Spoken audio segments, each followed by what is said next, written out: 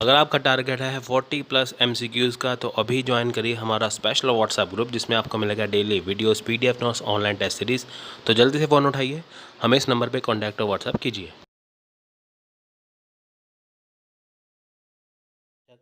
छात्रों को पढ़ाने में जिस माध्यम का, जिस तकनीकों का इस्तेमाल करता है उसे कक्षा संचार कहा जाता है। संचार का मतलब है कि जब हम अपने विचारों का आदान प्रदान करते हैं, जिस माध्यम से करते हैं उसे संचार कहा जा सकता है।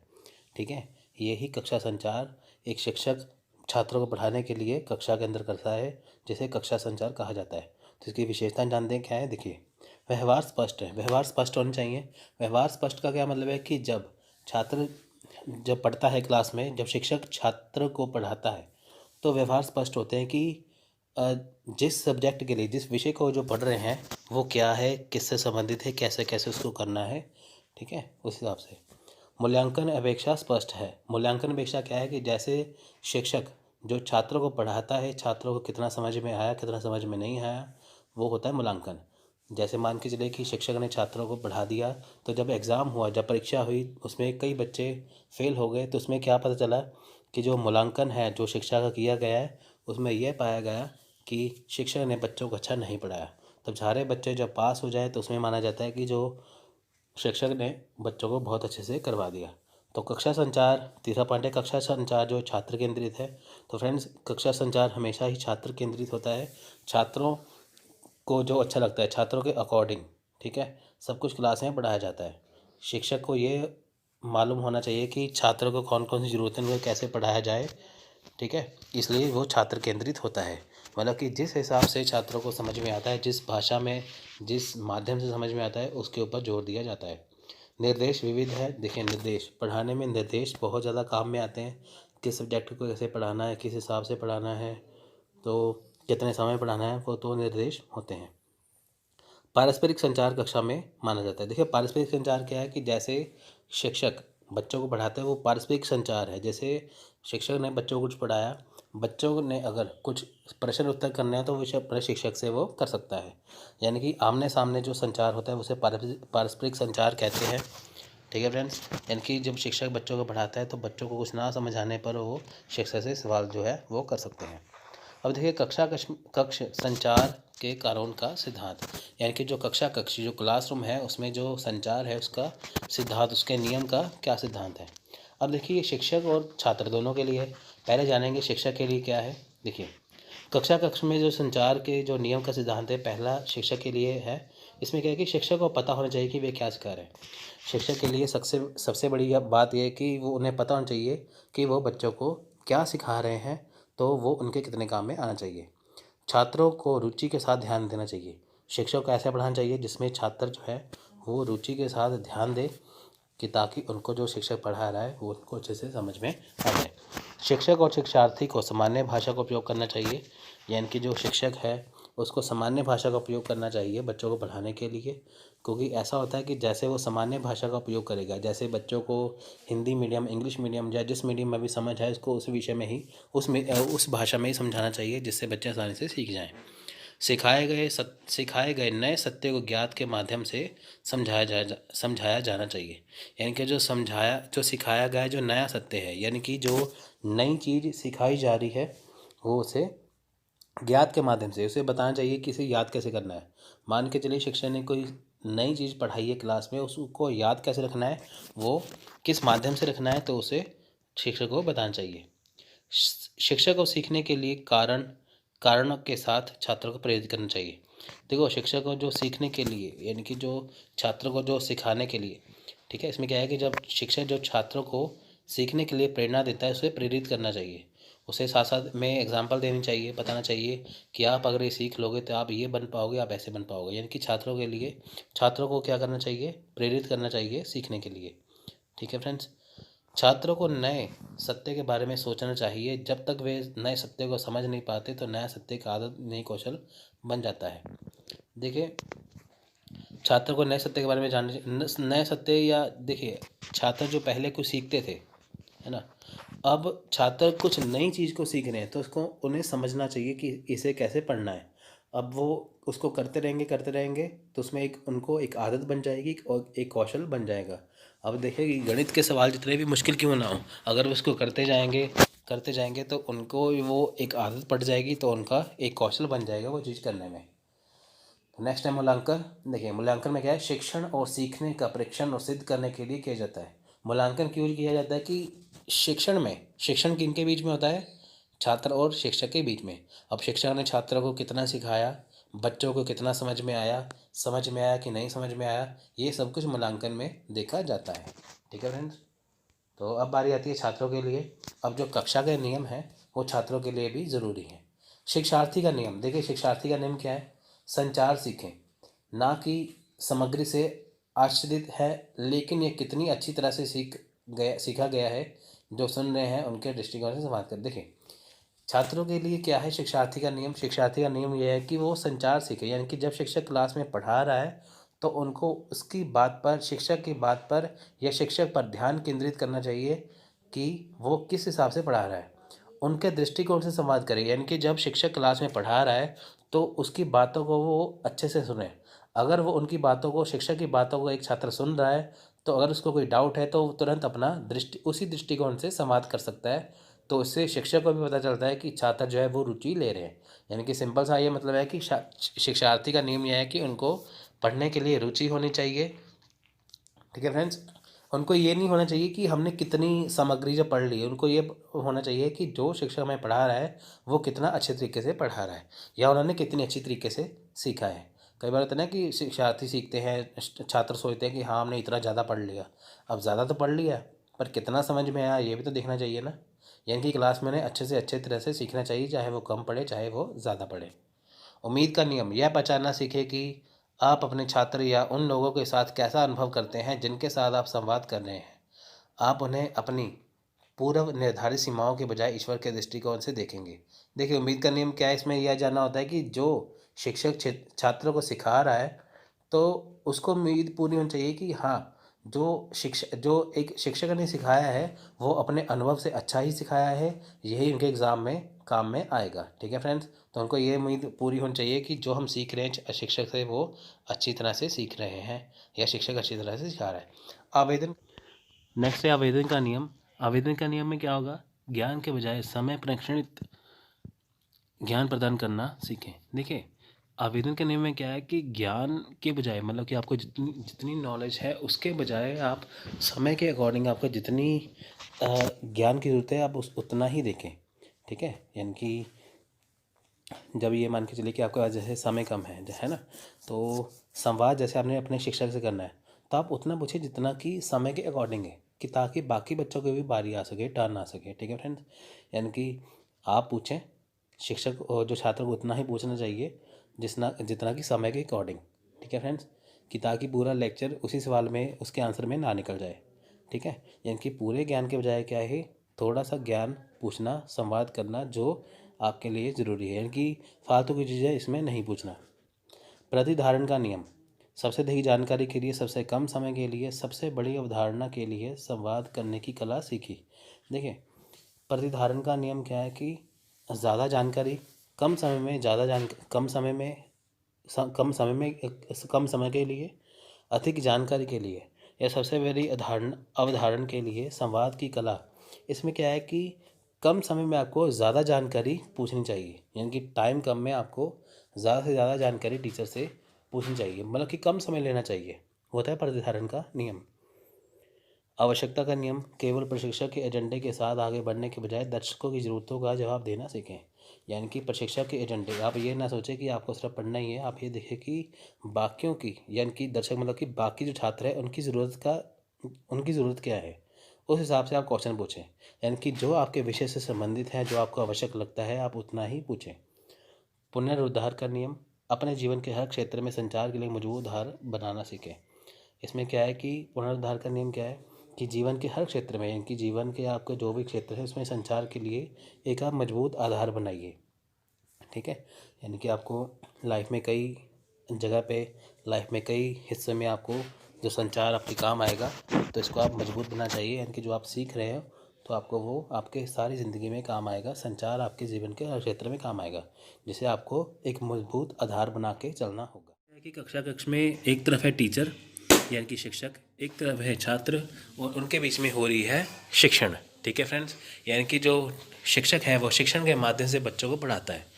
अब वो उसके बीच में कौन सी रुकावटें, कौन सी बाधाएं आती हैं, तो वो हम इसमें जानेंगे। देखिए, पहली बाधा है सुनना। कक्षा संचालक के रूप में शिक्षक क्षमताओं में सुधार करना, उसे पहले छात्रों को समझना होगा।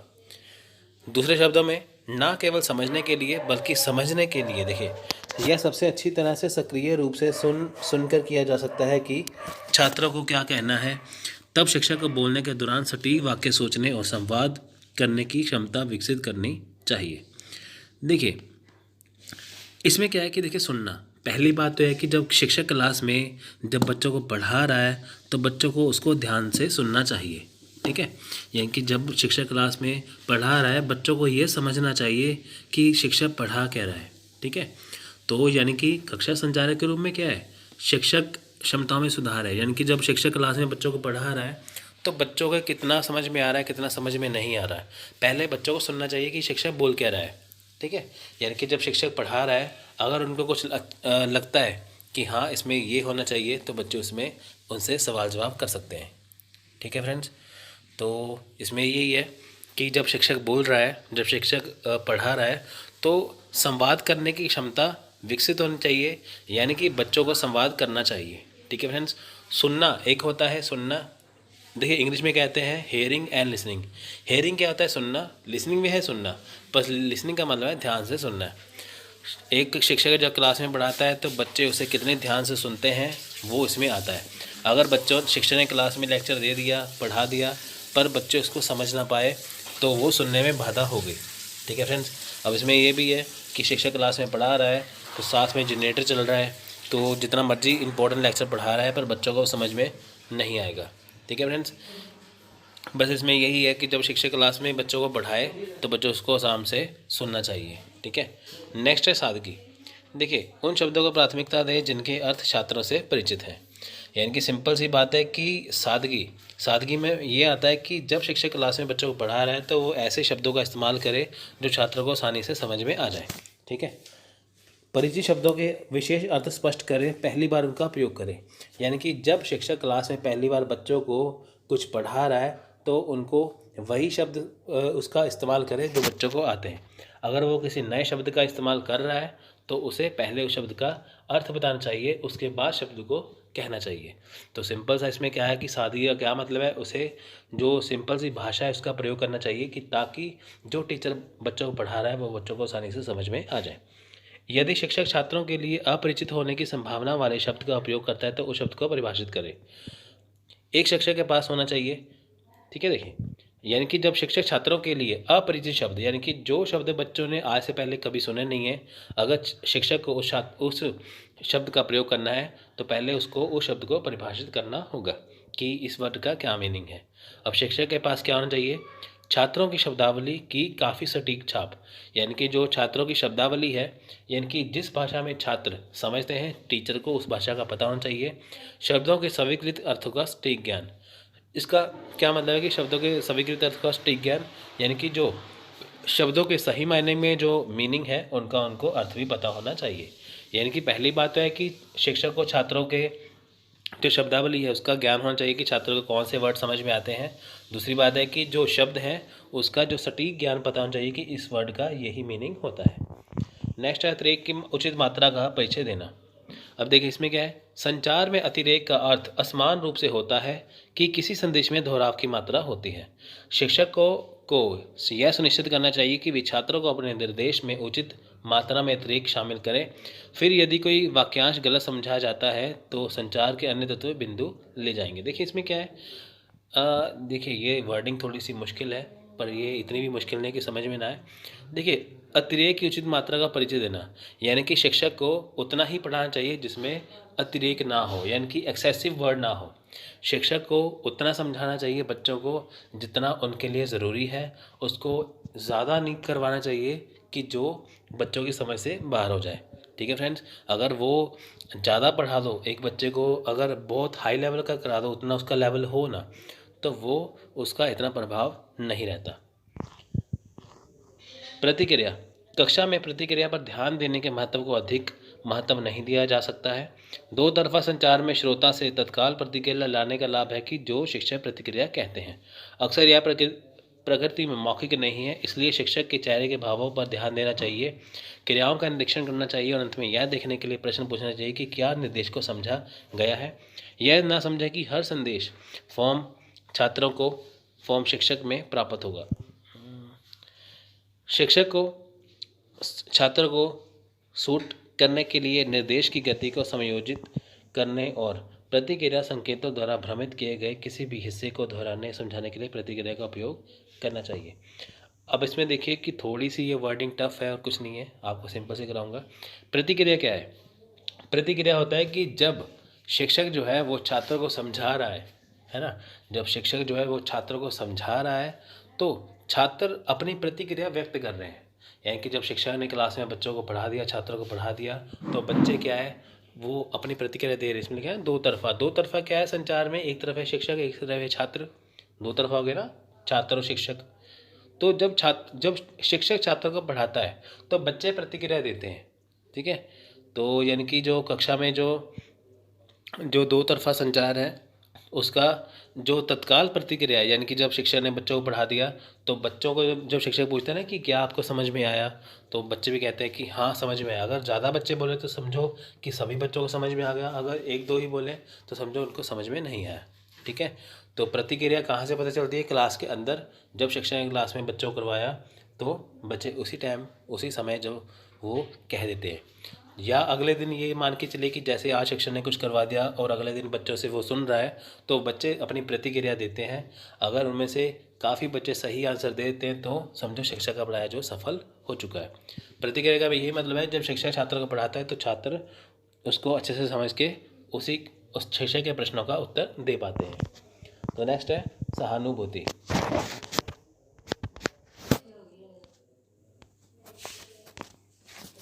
इसमें क्या है कि सहानुभूति देखिए, शिक्षक जो अपने विद्यार्थियों के साथ अच्छे संबंध का आनंद लेते हैं उनके साथ संवाद करने में बहुत कम कठिनाई होती है। यदि आप यह याद रख सकते हैं कि आपके द्वारा पढ़ाया जा रहे स्तरों पर एक शिष्य होना क्या पसंद था और उनके हितों को समझना, तो आपके लिए अपनी कक्षा के साथ संवाद करना बहुत आसान होगा। प्रत्येक अवसर को ले जो व्यक्तिगत विद्यार्थियों को सहायता या मूल्य के बारे में कुछ बताने के लिए उठता है, अपने विद्यार्थियों को बताएं कि आप न केवल अपने विषय बल्कि उस विशेष कक्षा को भी पढ़ाने का आनंद लेते हैं। सहानुभूति में क्या है कि देखिए, जैसे एक क्लास में देखिए कि जो शिक्षक है जो छात्र है, अगर उनके जो संबंध है वो काफ़ी मधुर है, यानी कि उसमें क्या होगा कि जब छात्रों को कोई प्रॉब्लम कोई समस्या होगी तो वो अपने शिक्षक से कह पाएंगे। शिक्षक को कुछ बच्चों को पढ़ाना हो तो अपनी बात वो बच्चों के सामने रख पाएगा। यानी कि इसमें क्या है कि जब शिक्षक छात्रों को पढ़ाता है तो छात्र अगर उनके शिक्षक के साथ अच्छे संबंध हैं तो वो उससे डरेंगे नहीं, तो वो उसको अपनी बात कह पाएंगे। तो जो उनकी समस्या होगी तो वो जो शिक्षक है उसकी समस्या के बारे में उसका हल हो गया और दे देगा, ठीक है फ्रेंड्स। तो उसमें ये कहा गया है कि इसमें शिक्षक को सहानुभूति होती है शिक्षक छात्रों से। वो यह समझता है कि बच्चों के लिए क्या ज़रूरी है, उनके क्या हित हैं, उनको कैसे आसानी से समझ में आए, ठीक है। तो उनकी हर समस्या का समाधान इसमें हो जाता है। तो नेक्स्ट है समय। निर्देश देने का समय दें ताकि सर्वोत्तम स्थितियाँ मौजूद हों। शोर पर बात ना करें, जब आप बोल रहे हो तो विद्यार्थियों को बाहर जाने या बात करने की अनुमति ना दें। पुतलियों को अधिभार ना डालें, लेकिन पर्याप्त समझ सुनिश्चित करने के लिए पर्याप्त जानकारी दें। देखिए समय, पहली बात तो है कि जब शिक्षक क्लास में पढ़ाता है उसको टाइम के अकॉर्डिंग चलना पड़ता है कि उसको कितनी देर में कितनी चीज़ें पढ़ानी है। अगर वो एक ही चीज़ को लगा है पढ़ाने में तो वो उसका टाइम निकल जाए तो फ़ायदा क्या। यानी कि समय के अकॉर्डिंग शिक्षक को छात्रों को पढ़ाना चाहिए। जब छात्र कोई प्रश्न पूछता है, जब छात्रों से शिक्षक जो प्रश्न पूछे तो उसको भी समय देना चाहिए। ये ना हो कि एक छात्र से प्रश्न पूछा तो एक ही सारा समय उसी के ऊपर लगा दिया, ठीक है। तो शोर पर बात ना करें, यानी कि अगर बाहर कोई आवाज़ आ रही है, कुछ जनरेटर चल रहा है, कुछ भी है, तो उस पर बात ना करें तो वो फ़ायदा नहीं है बात करने का, क्योंकि उनको समझ में आएगा नहीं, ठीक है फ्रेंड्स। या जब शिक्षक क्लास में पढ़ा रहा है तो किसी को बाहर जाने की अनुमति ना दें, ठीक ठीक है, यानी कि शिक्षक को इसमें टाइम जो है, जो समय जो है, इसको उसके अकॉर्डिंग यहाँ पे पढ़ाना पड़ता है। नेक्स्ट है क्रियाओं की संगति। एक बात कहना और अपने कार्य द्वारा इसका खंडन करना खराब संचार है। यानी कि जब शिक्षक अपनी बात कह देता है और अपने कार्य द्वारा उसका खंडन भी कर देता है तो वो खराब संचार है। यानी कि पहले शिक्षक ने बात कही, अपनी बात को उसने कह दिया नहीं नहीं ये नहीं, ऐसा नहीं हो सकता, ठीक है। या किसी छात्र ने कोई बात कही, उसको बात को बिल्कुल नकार दिया, ये खराब संचार है। यदि कोई शिक्षक ब्लैक बोर्ड पर लिखने में मैला करता है तो वह शिक्षक अपने विद्यार्थियों से अपने व्यायाम की पुस्तकों को साफ सुथरा रखने की उम्मीद सिर्फ इसलिए करता है क्योंकि वह ऐसा करने के लिए कहता है। एक शिक्षक की हरकतें विद्यार्थियों द्वारा निरंतर जांच और आलोचना के अधीन है। देखिए इसमें क्या है कि जब शिक्षक ब्लैक बोर्ड के ऊपर लिखता है तो उसको लिखते लिखते जहाँ भी जगह मिलती है उस शब्दों को वहाँ पे लिख देता है, पर वो ये नहीं चाहता कि जैसे वो ब्लैक बोर्ड पर लिख रहा है वो जैसे ब्लैक बोर्ड उसमें काफ़ी जगह हौच पौच हो जाता है, ठीक है, काफ़ी कुछ उसमें कई कुछ लिख देता है। तो वो शिक्षक ये चाहता है कि बच्चे जो अपनी कॉपी पर, जो अपनी नोटबुक पर नोट कर रहे हैं उसके लेक्चर को, वो बिल्कुल साफ साफ नोट करें, उसके जैसा नोट ना करें। क्योंकि देखिए ब्लैक बोर्ड तो पहले गंदा हो गया है ना, तो वैसा वो नोट ना करें, उसको वो अच्छे तरीके से व्यवस्थित तरीके से नोट करें, साफ़ सुथरे तरीके से नोट करें कि ताकि उनके काम में वो चीज़ आ सके। यानी कि जैसे शिक्षक लिखेगा छात्रों को वैसा नहीं लिखना, उसको अपनी कॉपी में, इसमें नोटबुक में अच्छे से लिखना है कि ताकि उनके नोट जो है काम में आ सके।